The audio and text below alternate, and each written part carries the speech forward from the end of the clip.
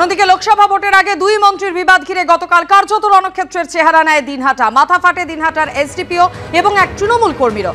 গতকালের ঘটনার প্রতিবাদে আজ দিনহাটা মহকুমায় 24 ঘন্টা বন্ধের ডাক দিয়েছে তৃণমূল। অন্যদিকে এসপি অফিস ঘেরাও অভিযানের ডাক দেওয়া হয়েছে বিজেপির তরফ থেকে। আর সেই অভিযান উপলক্ষে ব্যাপক পুলিশি বন্দোবস্ত এসপি অফিসের সামনে। শুভেন্দু ভট্টাচার্য প্রতিনিধি এই মুহূর্তে আমাদের সঙ্গে রয়েছেন। শুভেন্দু, কি ধরনের পুলিশি তৎপরতা চোখে পড়ছে? দেখো না, আজকে কিন্তু কিছুক্ষণ পরেই কোচবিহারি পুলিশ সুপার দপ্তরের সামনে ঘেরাও অভিযান করবে বিজেপি গতকালের ঘটনার প্রতিবাদে। এবং তার আগে সকাল থেকেই কিন্তু পুরো পুলিশ সুপার দপ্তর চত্বর কিন্তু ঘিরে রাখা হয়েছে। বাঁশের গেট, 3টে বাঁশের ব্যারিকেড করা হয়েছে।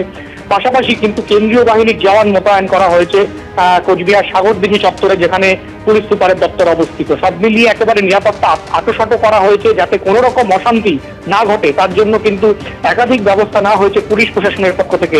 একটু জানিয়ে রাখি যে গতকালের যে ঘটনা হয়েছে, একদিকে যেমন তৃণমূলের কংগ্রেসের পক্ষ থেকে 45 জনের নামে অভিযোগ দায়ের করা হয়েছে, যার মধ্যে কেন্দ্রীয় স্বরাষ্ট্র প্রতিমন্ত্রী, কোচবিহার লোকসভা কেন্দ্রের প্রার্থী নিশীথ প্রামাণিক রয়েছে। অন্যদিকে পুলিশের তরফ থেকেও কিন্তু একটি সুও মোটো মামলা করা হয়েছে, কারণ পুলিশের আধিকারিক, মহকুমা পুলিশ আধিকারিক এসডিপিও, তিনি আক্রান্ত হয়েছেন, তার মাথা ফেটে গেছে। সেই ঘটনার প্রেক্ষিতে পুলিশের তরফ থেকেও কিন্তু একটা সুও মোটো মামলা করা হয়েছে। তবে এটা কারো নামে করা হয়নি, কিছু দুষ্কৃতীদের বিরুদ্ধে করা হয়েছে। সব বিষয়ে তদন্ত করছে পুলিশ।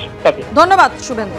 গোটা পরিস্থিতি যেভাবে রাজ্যপাল সিভি আনন্দ বোস রিপোর্ট চেয়েছেন এবং আজ তিনি নিজে যাচ্ছেন দিনহাটায়, সেই নিয়ে রাজ্যের উত্তরবঙ্গ উন্নয়ন মন্ত্রী উদয়ন গুহ কি বলছেন এবং পাল্টা রাজ্য বিজেপি মুখপাত্র শ্রমিক ভট্টাচার্য কি বলছেন শোনাবো।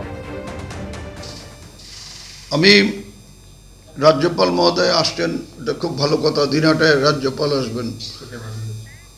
কিন্তু আমাদের তো অতীতে অনেক তিক্ত অভিজ্ঞতা আছে রাজ্যপাল ব্যাপারে। এর আগে এই রাজ্যপালের আগে যিনি রাজ্যপাল ছিলেন তিনিও একবার দিনহাটায় এসেছিলেন। যখন আমার হাত ভাঙা হলো, যখন আমি হাসপাতালে ভর্তি হয়ে চিকিৎসাধীন, তখন তিনি দিনহাটায় এলেন।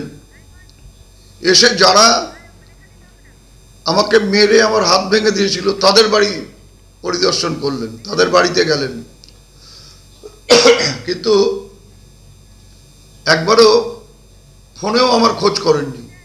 উনিও আসবেন, হয়তো সাথে যারা দোষ করেছিলেন বা যারা দায়ী এই ঘটনা তাদেরকেই নিয়ে আসবেন নিরপেক্ষ তদন্তের জন্য। কটাক্ষ করেছেন উত্তরবঙ্গ উন্নয়ন মন্ত্রী উদয়ন গুহ। পাল্টা রাজ্য বিজেপি মুখপাত্র শ্রমিক ভট্টাচার্য কি বলেছেন শোনাবো।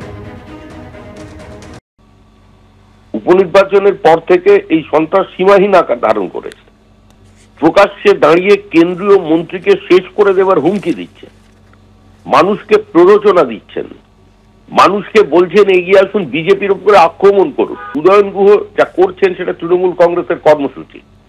সরকারি দল, সরকারি বন্ড তো সফল না হওয়ার কি আছে? সর্বাত্মক এ কারণেই যে মানুষ তো ভীত সন্ত্রস্ত, না হলে দোকান খুলতে দেবে না। যেভাবে বিরোধী রাজনৈতিক দলের পতাকা লাগালে টোটো অটো চালকের মতো প্রান্তিক মানুষজনেরও লাইন বন্ধ করে দেওয়া হয়, তাদের রাস্তায় তাদের কাজ করতে দেওয়া হয় না, যে এই ধরনের প্রক্রিয়া তো সারা রাজ্য জুড়ে চলছে। সুতরাং আক্রমণের লক্ষ্য হচ্ছে নিশীথ প্রামাণিক, কারণ নিশীথ প্রামাণিকের জয় নিশ্চিত। একটা বিধানসভা কেন্দ্রতেও তৃণমূল কংগ্রেস লিড রাখতে পারবে না। সবকটা বিধানসভায় লিড নিয়ে কুচবিহারের আসন বিজেপি জিতবে, নিশীথ প্রামাণিক আবার দিল্লি যাবে।